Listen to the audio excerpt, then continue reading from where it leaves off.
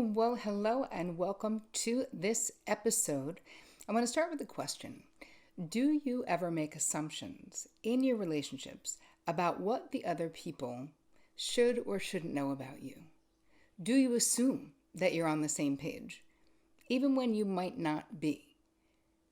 That is exactly what I'm talking about in this episode, where I'm going to be breaking down the difference between silent agreements that we have in our relationships and clean agreements, meaning agreements that are expressed where we actually talk about the thing.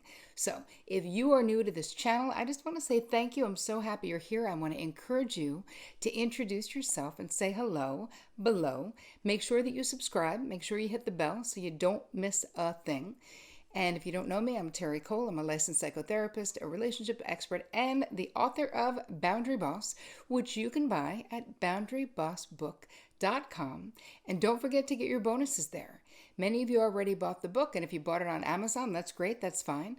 But take that little receipt and go to boundarybossbook.com. You can still get some beautiful boundary bonuses, and I want you to have all of them. Make sure you subscribe, hit the bell. All right, that's it. Moving on. Okay, so what are silent agreements? Let's just talk about this. These are the unspoken agreements and rules that we have in our relationships, right? We learn this trust me, we learned this growing up. We're going to get to that. And I've created a little guide for you. You just download the guide. You're going to answer a bunch of questions so you can understand the silent agreements that you never vocally agreed to, but all families have them. So in my family of origin, there was a silent agreement that we wouldn't talk about anything too messy and that nobody really was allowed to get mad. We all knew it. You didn't need to get like a memo from someone. You know what your silent agreements are. Many of my clients, the silent agreement in their home, if it's a home with addiction, is that no one talks about what happened last night. So if there was a big brawl, someone was falling down drunk, someone woke up and they were like sitting in the car, somebody found them, no conversation about that. Those are silent agreements. And when you're a child, you're not agreeing to those things. You are born into a situation, but you know what they are. We have a tendency to do this in our adult relationships as well, which really does create disordered emotional boundaries, right? And miscommunication. We don't know what's going on with people because we're making a lot of assumptions about them, or we're anticipating their reaction to something. And that is why we continue to participate in silent agreements. So in this episode, I want you to start to really think about that. And I'm going to give you a couple of questions now. There'll be more on your little cheat sheet.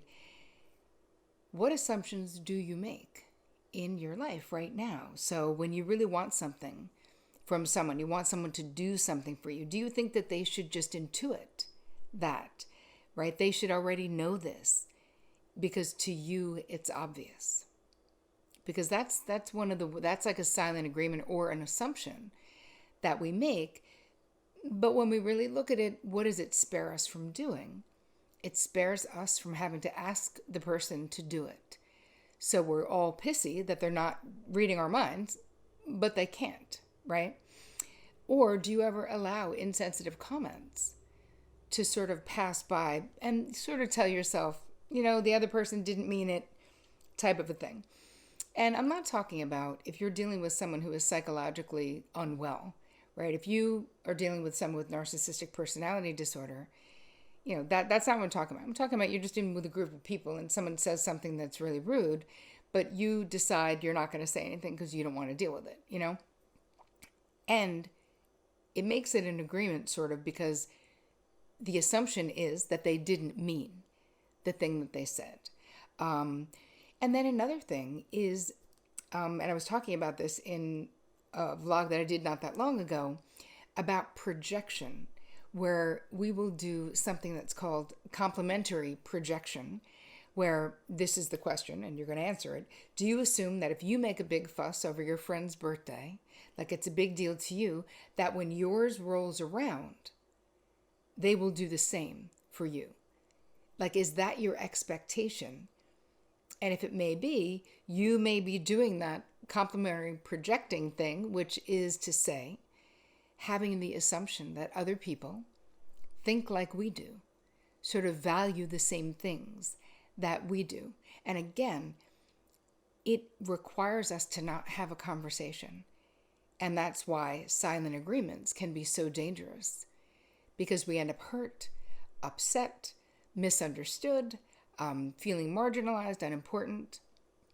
Do you ever think, I shouldn't have to tell her that, or he should know that by now, whatever the thing is? So this is where you're going to start to think about your own life, and I want you to make a list. And I'm giving you the instructions in your guide, so don't worry. But you're going to make a list of the relationships. And right now, while you're listening, while you're watching, think about what relationships in your life do you find that you have silent agreements, either to not talk about something that's upsetting or some behavior that you don't like that's not working out, but it's almost like you both are in agreement that you're not going to talk about it. But you may find yourself acting it out. Because what happens if we have a lot of silent agreements in our life?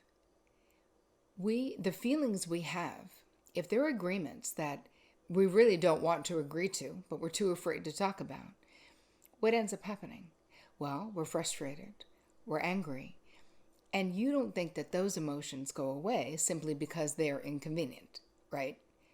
You know enough about mental health and emotions and what we can and can't control as human beings, that anger, that feeling of hurt, whatever it is that you're experiencing, that is not going away. You are going to have to express it in some way. So if you don't express it directly with clean and clear and concise agreements, which we're going to get to next, what happens? You will passively aggressively express it. You will slam a door. You will take a way longer time to text that friend back because you kind of want her to know that you're pissed, but you don't want to have to say that you're pissed.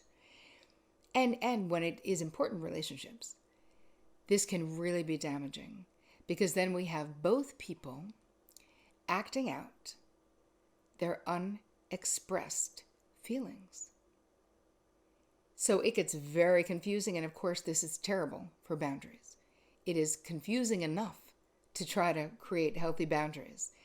When we are talking in subtext and meta messages, and behavior, right? Because really, I've said this for so many years, but it's the truth, that when it comes to our feelings, we can only talk them out or act them out. That's it. Those are our only two options. So when we have silent agreements, when we make assumptions, there is such an increased chance that you're going to be misunderstood, that your needs are not going to be met, that you are not going to feel seen in your relationship. And this is whether it's a work relationship, friendship, love relationship, it doesn't matter, because the most important thing is that we need to get clear about the agreements in our life. And the last thing about understanding and sort of discovering why